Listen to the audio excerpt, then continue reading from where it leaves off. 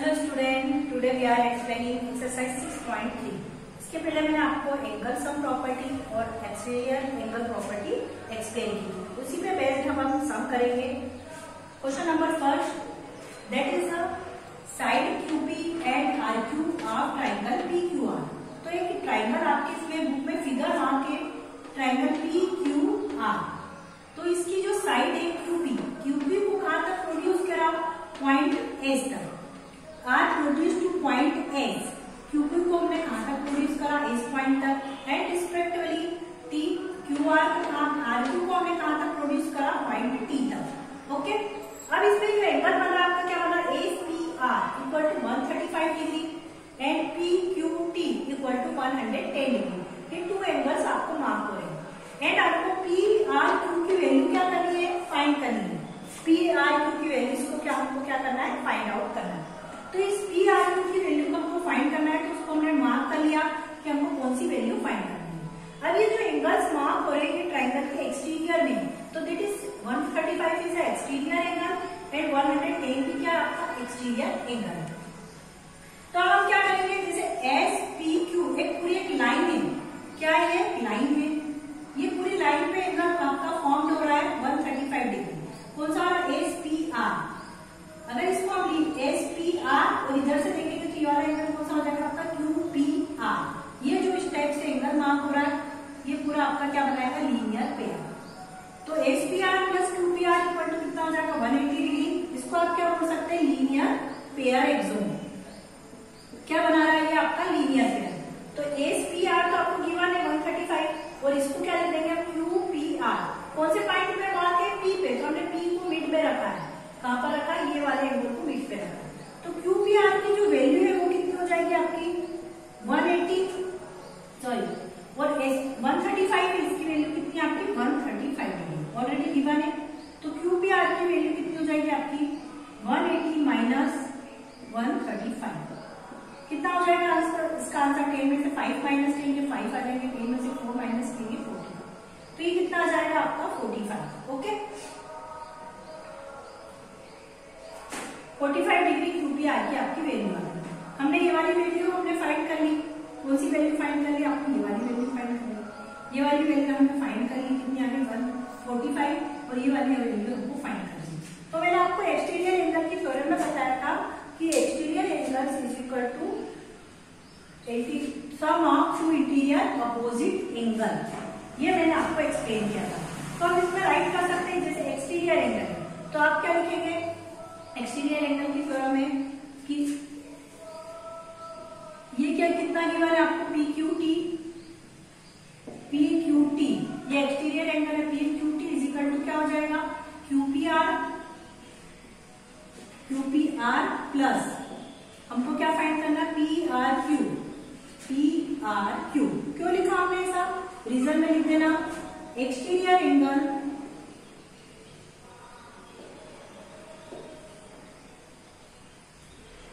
Exterior angle is equal to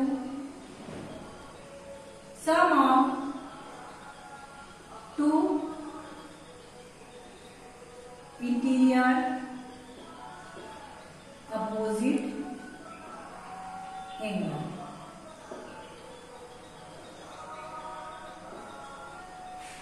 exterior angle is equal to sum of two interior opposite angle. To interior opposite से P Q T है, तो इसके opposite कौन से angle आएंगे? ये दोनों आ जाएंगे। हमने ये भी फाइंड कर लिया, हमको मालूम नहीं है। तो हम हमारे पास में टू एंगल्स अगर गिवन है तो थर्ड एंगल हम क्या कर सकते हैं? फाइंड आउट कर सकते हैं। पी क्यू टी कितना है आपके पास? 110 है। क्यू पी आर हम फाइंड कर चुके हैं। कितना है आपका? 45 है।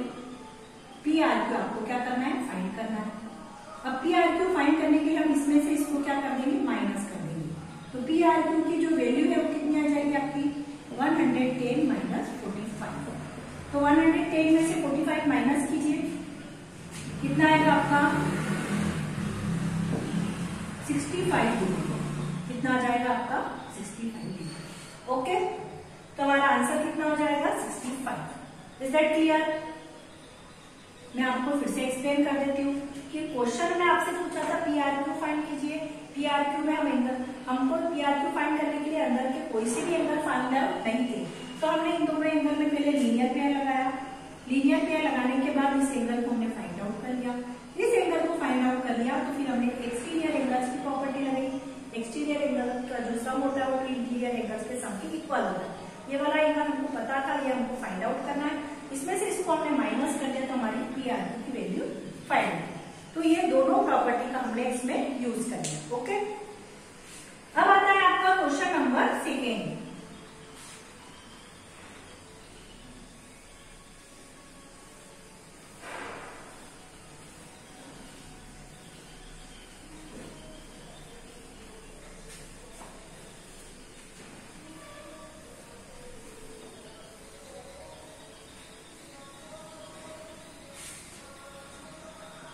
क्या है आपका क्वेश्चन नंबर 2 में? बुक में ही आपको रीड कर रही हूँ। In figure x equal to 62 degree है आपका क्वेश्चन नंबर 2 में। एंगल x इक्वल टू कितना डिग्री है आपका? 62 degree. Angle X Y Z equal to कितना है आपका? 54 degree. If YO and ZO are bisector, ये दोनों बाइसेक्टर है। बाइसेक्टर किसके हैं? Bisectors of angle XY Z and angle के बाइसेक्टर है। बाइसेक्टर का मीनिंग क्या होता है? कोई भी अगर बाइसेक्टर होता है तो उसको 2 इक्वल पार्ट में क्या करता है? डिवाइड करता है। कितने पार्ट में डिवाइड करता है उसको? एंगल को 2 इक्वल पार्ट में क्या कर देता है? डिवाइड कर देता है। आपको जो triangle X Y Z find क्या करना है? आपको find angle O Z Y and angle Y O Z, ये दोनों हमको क्या करना है? फाइंड करना है। ओके, अब आपको फिगर आपको गिवन है, आपको फिगर ड्रॉ नहीं करना है, आपको गिवन है तो आपके लिए और इजी हो जाएगा। ये एक्स वाई जेड ट्राइंगल आपको गिवन है।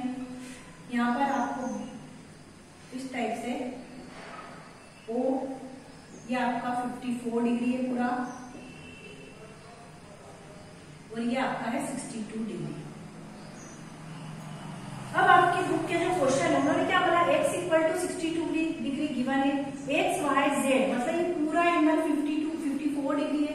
अब ये जो y है वो है और z है, ये क्या है? बाइसेक्टर है। बाइसेक्टर मतलब ये जो लाइन जा रही है ये 54 को 2 इक्वल पार्ट में क्या कर रही है? डिवाइड कर रही है। तो 54 का हाफ कितना हो जाएगा आपका? 27। जैसे 54 यहाँ राइट है तो ये वैल्यू 27, ये वैल्यू भी कितनी होगी आपकी? 27। ऐसी ओजेड का एंगल हमको मालूम नहीं है, बट हम इसके ये 2 इक्वल पार्ट में इसको क्या करता है?